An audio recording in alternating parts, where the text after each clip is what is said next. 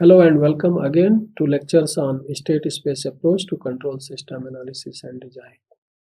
In this week, we are discussing the case study of a nuclear reactor. In the last lecture, we considered the development of a nonlinear model.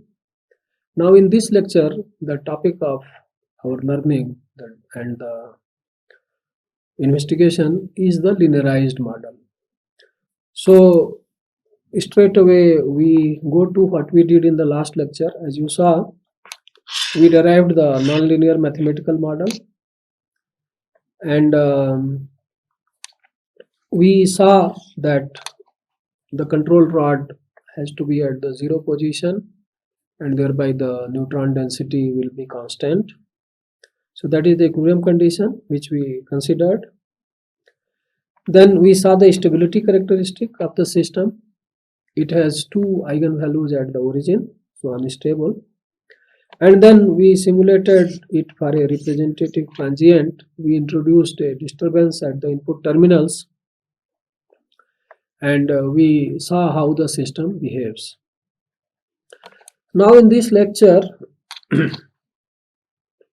we linearize the nonlinear model, and then we arrange the equations so obtained in the standard state space form. We will investigate the various properties like stability, controllability and observability of the system, and we will also see the transient behavior of the linear system. We will obtain and we will compare the response to that obtained through nonlinear model, just to see the extent to which the linear model represents the nuclear reactor. So proceeding ahead, a recap of what we did in the last lecture. So we derived these 5 differential equations, 2 algebraic equations, and we gave the parameters. Now we derive the steady state behavior of the nuclear reactor. Now the steady state of any system is the one in which these various derivatives will become 0. So d eta by dt should be 0.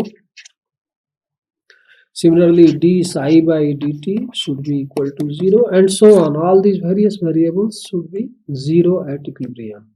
And considering that, we derive the steady state condition of operation of a nuclear reactor. So let us see the first equation, which is d eta by dt equal to k rho into h minus beta divided by L star into eta plus lambda into psi. This is the equation. Let me just verify.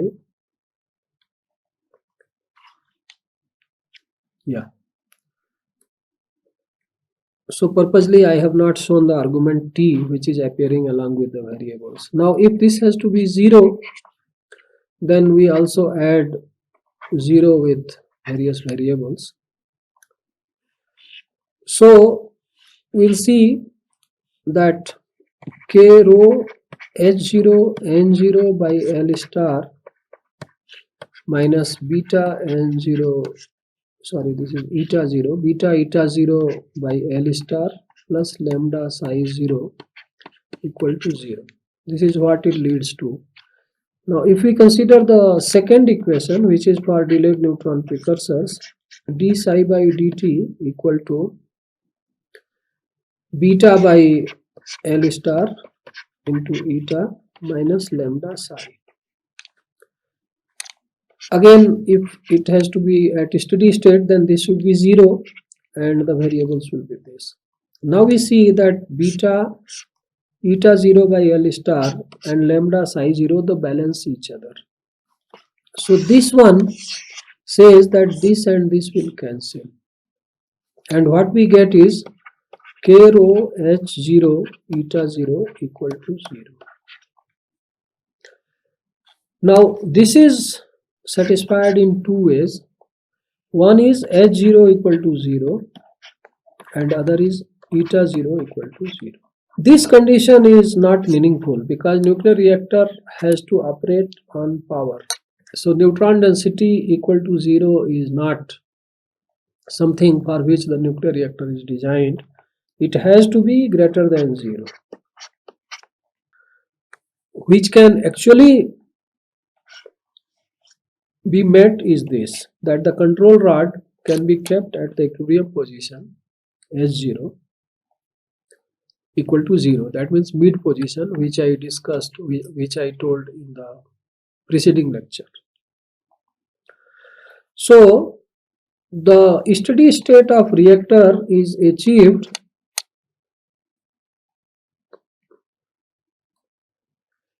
when eta is eta 0 and that should match eta d, which is called as the demand. So reactor power has to match to demand. At that time this psi 0 will be, it came from the other relation, this relation, psi 0 will be beta by L star eta 0. So it is this one. Then similarly from other equations we'll have Vn0, Vn0 will be Kn eta 0, Vr0 will be 0 and Vr bar will be this much. One can derive the first one and the second one I have done. From the first one all these follow. So a reactor is at a steady state means neutron density is constant equal to eta 0, which matches with the demand power. The delayed neutron precursor concentration is constant at a value given by eta 0, proportional to eta 0, the corresponding value. The voltage of the linear amplifier is constant, again given by eta 0, corresponding to the eta 0, the power at which the reactor is operating, or the neutron density which is there in the reactor. Rate of change of neutron density should be 0, so this is 0 and reactivity in the system should be 0, and therefore the control rod equilibrium, control rod should be at its position corresponding to the critical reactor. Critical reactor is one in which the neutron flux at one time instant is same as at the preceding time instant and so on. So this is the nuclear reactor at a steady state. Now around the steady state we consider small changes and linearize the system. So again what we will do is that we have d eta by dt equal to k rho h by L star minus beta into eta plus lambda c. This is the equation for neutron density. We consider eta equal to eta 0 plus delta eta, and this is psi, and psi equal to psi 0 plus delta psi. We make these substitutions in this, and so we will have d n0 plus delta eta 0 plus delta eta divided by dt equal to k rho h0 plus delta h minus beta divided by L star into eta 0 plus delta eta plus lambda into psi 0 plus delta psi. Now if you open these expressions, then we will get term k rho h0 eta 0 and lambda psi 0, and k rho h0 delta n, beta n0 beta delta n, and delta h delta eta, sorry delta n I'll end up calling that is delta eta. So what we do is we ignore the product terms delta h delta eta, and then we find that k rho h0 minus beta into n0 plus lambda psi 0. That is the steady state condition. So those terms will vanish. So what remains is k rho eta 0 divided by L star into delta H minus beta by L star into eta 0 plus lambda into beta by L star into delta eta and minus plus lambda delta psi. The first equation gives this. Similarly, we can do similar substitutions in other equations and we can derive the linear equations corresponding to the nonlinear model. And that leads to this set of equations, the 5 linear equations corresponding to the 5 differential equations. And the 2 output equations, that reactivity equation, rho was k rho into h, that yields this, and Vr was Vr bar plus kr by tau r into Vn, that leads to this. So we have linearized differential equations and linearized those algebraic equations.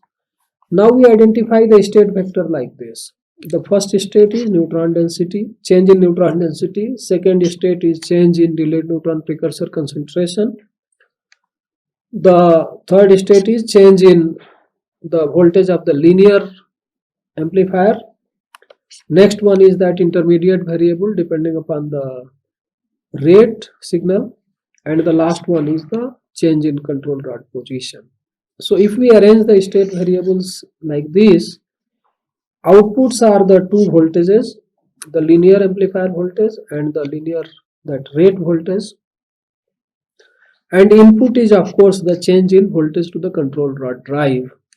So if we have this state, this output and this input, the system is represented like this. This is the state equation and this is the corresponding output equation. In these, A and B are respectively like this. You can, looking at the terms, you can arrange those coefficients in the matrix form, and so we get x dot equal to ax plus bu, y equal to cx, the representation of system by this linear model in which A, B and C matrices are given like this. This is the linear model in the state space standard form. Now if we solve for the eigenvalues of this, when we substitute the various values, beta, L star, lambda, they were given. So when we substitute and obtain the eigenvalues of A, we will get these eigenvalues. In the S plane, 2 at the origin, this is sigma and this is j omega. 2 at the origin, one very close to origin at minus 0.5, one fairly away at minus 10, and one very far away at minus 650. This is what we obtain, the 5 eigenvalues for the system.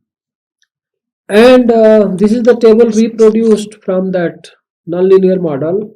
If you see at the equilibrium condition, critical condition of the reactor, then the eigenvalues of nonlinear system when H is 0, those and these, they are exactly the same.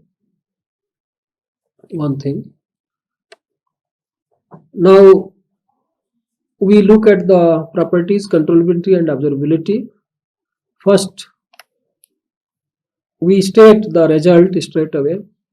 The linear state space description of the nuclear reactor is controllable if eta 0, that means the power of operation of the reactor, actually we'll see it will come eta 0 not equal to 0, but because we are not considering that negative, power cannot be negative, so eta 0 less than 0, that is not admissible, and the condition comes eta 0 not equal to 0, so together they give eta 0 greater than 0.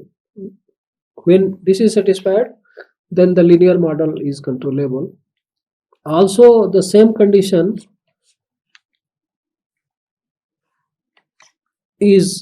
governs the observability of the system. So the system is controllable and observable if eta 0 is greater than 0. Now we derive. So first we consider the controllability. So for this we reorder the system.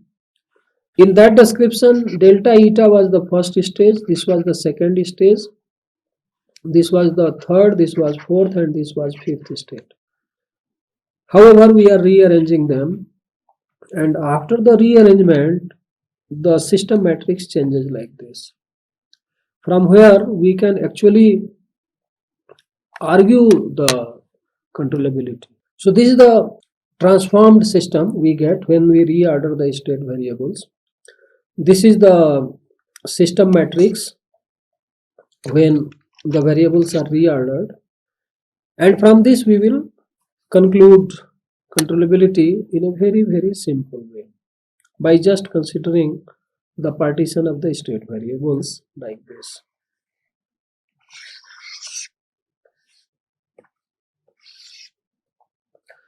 Now what you see that the variation of the control rod position,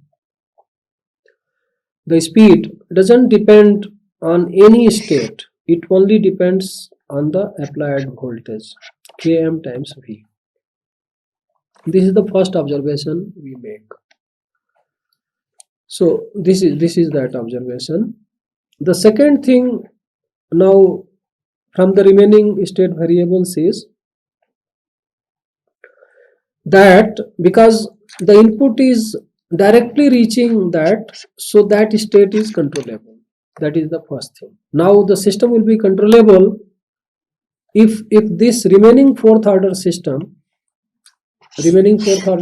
characterized by this A matrix and this B matrix is controllable, then the system will be controllable.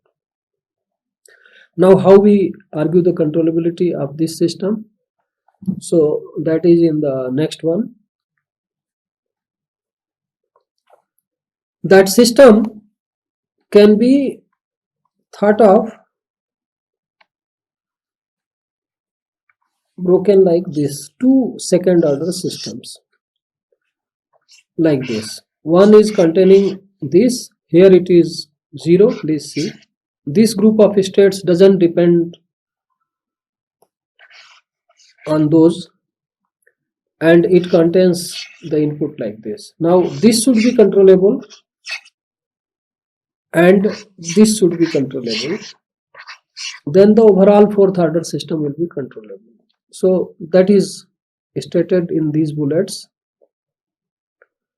So in fact it is stated that this is controllable, this because this is a triangular system, and this considered as a input matrix, this reaches here, and then this is triangular, so it is controllable. Or you can check by assembling the controllability matrix to convince yourself fully.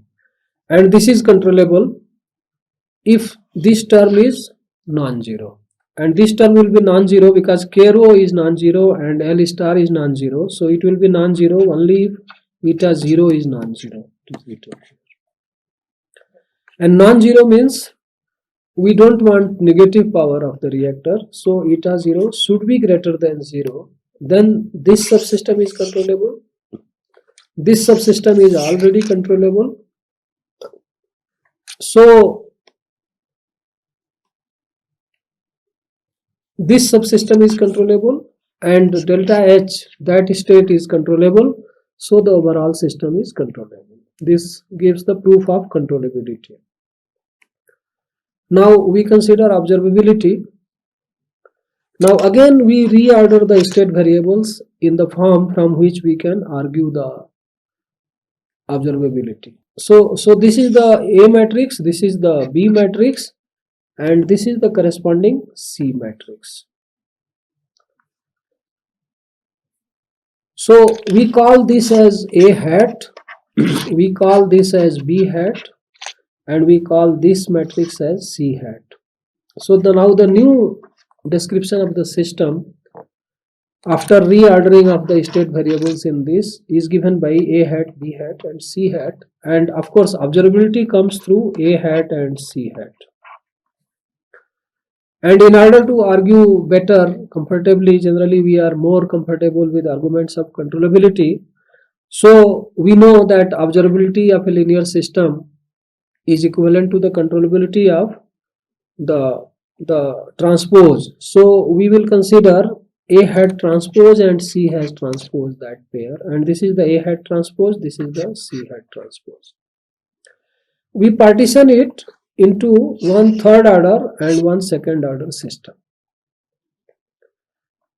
Now you see this part of the matrix C hat transpose, this is of rank 2. So input matrix for this subsystem has rank 2 and this is a second order system. So this part is controllable. This part of, so that means F2 to H2 is straight away controllable. And this will be, this is 0, we need not consider that. This needs to be shown as controllable. Then what will happen? The overall system A hat transpose, C hat transpose will be controllable. So we'll see in the next slide, that is also shown. So we noted this F2 to H2 is controllable, and so F11, F12 has to be controllable, and this is its that B, A, B and A square B matrix. So what we have done is, this is F11, this is F12. We take this column, 0 column we need not consider, and we are assembling F12, F11, F12 product and F11 square, F12 product. There is another way, in fact, so that will again require reordering, and we can see something like this, that this is here and this part is for this one.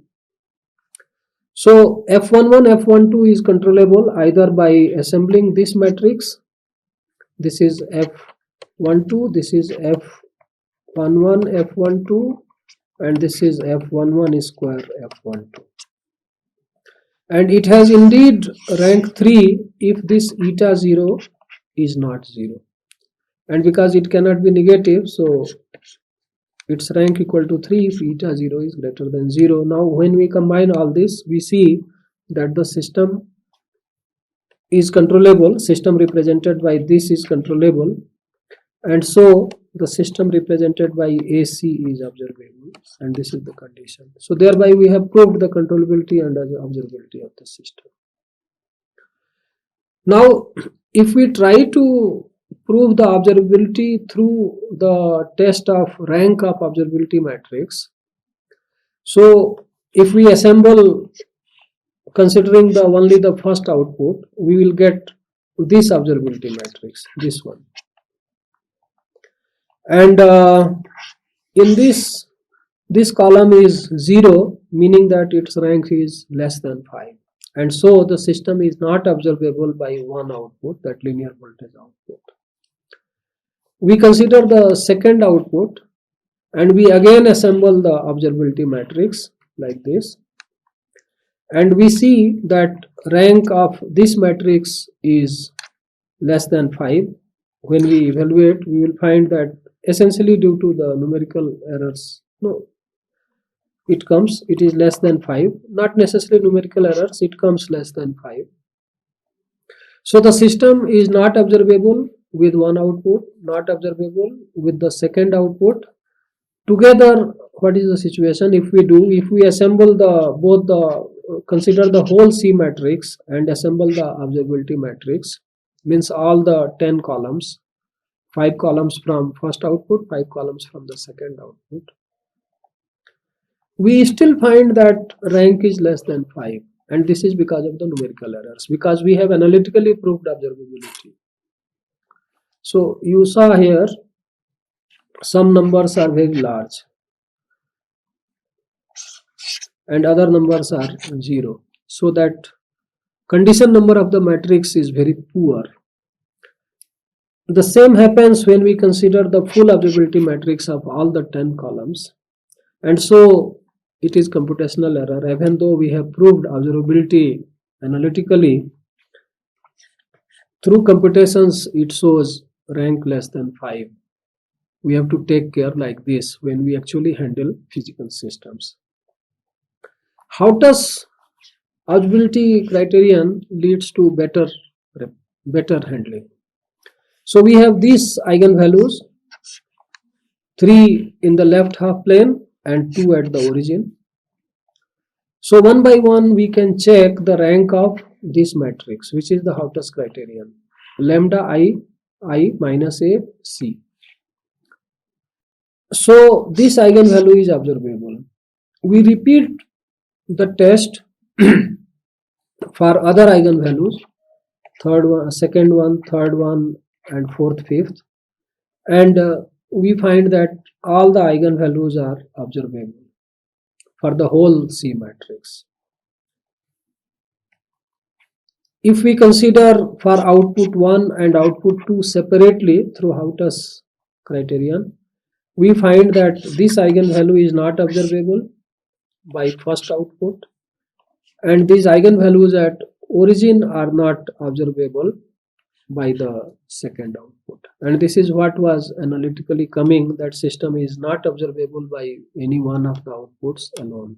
Both the outputs only make the system observable for eta 0 greater than 0. So what we see that for this system, the algebraic controllability test criterion doesn't conclude controllability properly. However, the Hautas test criterion leads to correct conclusion about observability. Controllability criterion is shown by algebraic test. There the yield conditioning is not that severe to hamper the controllability test based upon the rank of the observability test matrix. Now we investigate the transient response of the system, and we consider two transients. And of course, we will compare the transient response of linear system with the transient response of the nonlinear system in both the transients. So the system is initially at steady state. Input is changed to 10 volts for 1 second, and then it is brought back to 0. Subsequently it is 0. So just this much change. What will happen, because input has been changed and because dH by dt is V, d delta H by dt is delta V. So because of this voltage change, this control rod will move at a constant speed during this period of 1 second, and thereafter it will stay at that new position. It was at 0 position, however it will go to a new position and then it will stay there. So let us see what are the various plots. So this is that voltage signal as I described. It is taken to 10 volt for 1 second and then made 0 subsequently. This is that control rod position. As long as the voltage was 10, this slope is 10, so it goes to a new position. its slope is km, which was 004. So km into 004 gives 04. It goes to that position and it stays there. And we have seen that reactivity rho is k rho times delta H or H. So it is positive reactivity into the system, and thereby the neutron density should rise. It indeed does. This is the change in neutron density with respect to equilibrium value of 1. Initially, when the control rod is moving, it starts rising, and subsequently it rises by a constant rate as shown by the linear. However, this will be exponential for nonlinear. If detailed plot is made for longer time, this nonlinear graph will show exponentially rising. However, linear will just rise with time, proportional to time. So this gap will increase as the time goes. You can see the gap is smaller in this portion and it is large in this portion. It will become, so if we see after long time, this is the nonlinear and this way it will be linear. However, in a small time of the order of a few seconds, this difference is very small. At the end of 10 seconds, you can see this has gone to somewhere midpoint of 0 to 5 and 0 3. So 0 2 5 5, 0 2 5 7 5, and this is only slightly below that. So we can say that for small scale transients or for large scale transients, this is large scale transient for a small time. For such a transient, the linear model predicts results close to the result predicted by nonlinear model looking at the delta eta. Now if you look at delta Vn, the same thing. If we look at delta Vr, the same thing. So delta Vr can be predicted, delta Vn can be predicted with sufficient accuracy by linear system. That is the conclusion from the first transient. We consider the second transient. Now again the system is at steady state at initial t equal to 0. The waveform of input is now different. It is changed to 0.5 volt, kept there for 10 seconds, then dropped to minus 0.5 volt, kept there for another 10 seconds. So entire transient duration is 20 seconds. So it is positive pulse followed by a negative pulse, both of the same magnitude, plus 0.5 volt and this side minus 0.5. So in this situation, as we see, this is the input signal. This area and this area are exactly equal. Now what happens when the input signal, that voltage is positive, the control rod is traveling out at a constant speed corresponding to that voltage. Then it reaches 2% change from the equilibrium. And then when the voltage is made negative, when it is made negative after 10 seconds till 20 seconds, the control rod starts traveling at the same speed inside the core and it reaches the equilibrium at the end of the next 10 seconds. Of course, we have not considered any time constant with the control rod. We have assumed its drive is instantaneous, and so this change is instantaneous. So in the essence, the control rod is moved out by 2% and then brought back to 0. This is the transient because of that disturbance voltage. And during that, this is how the neutron density has deviated from its equilibrium value. It deviated, and this is the time when control rod came to its equilibrium position. However, neutron density doesn't reach the equilibrium position. This is a typical characteristic of a nuclear reactor. So in order to nullify fully the negative reactivity should have matched. But because this control rod was not taken on the negative side, so neutron density stabilizes when the control rod reaches the equilibrium. However, it stabilizes at a different value and not at the same equilibrium. As we saw from the steady state equation, this eta 0 h0 equal to 0 is the equilibrium condition, and this can be satisfied for any eta 0 not equal to 0. So it is satisfied here, it is also satisfied here, that we see. This is the neutron density, which is essentially a replica of that, except for the small time constant which the voltage has, that creates a little smoothing at these points. This is the rate. So what we see is from all these plots that linear and the non-linear both predict identical results. So the linear model is producing results similar to the nonlinear model, that is even established by transient 2. So both from transient 1 and transient 2, this is established. Now summarizing the lecture,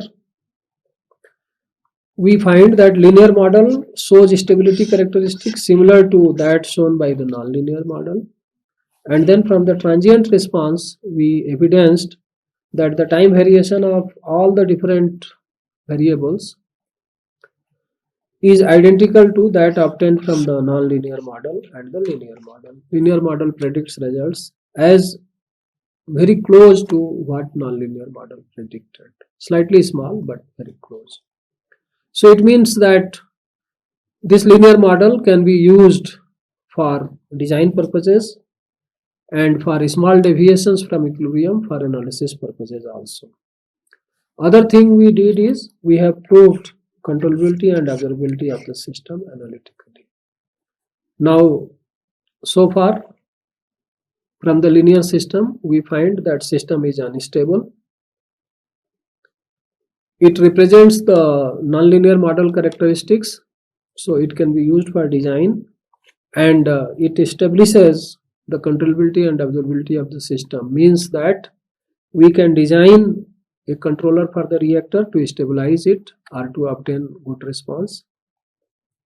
And because it is observable, means we can also design observer and estimator for the reactor, or some other form of controllers like multi-rate output control, fast output sampling control, or periodic output feedback control. This gives a promise that all forms of controllers and observers can be designed. So thank you very much. We will take in the subsequent lecture the design. Thank you.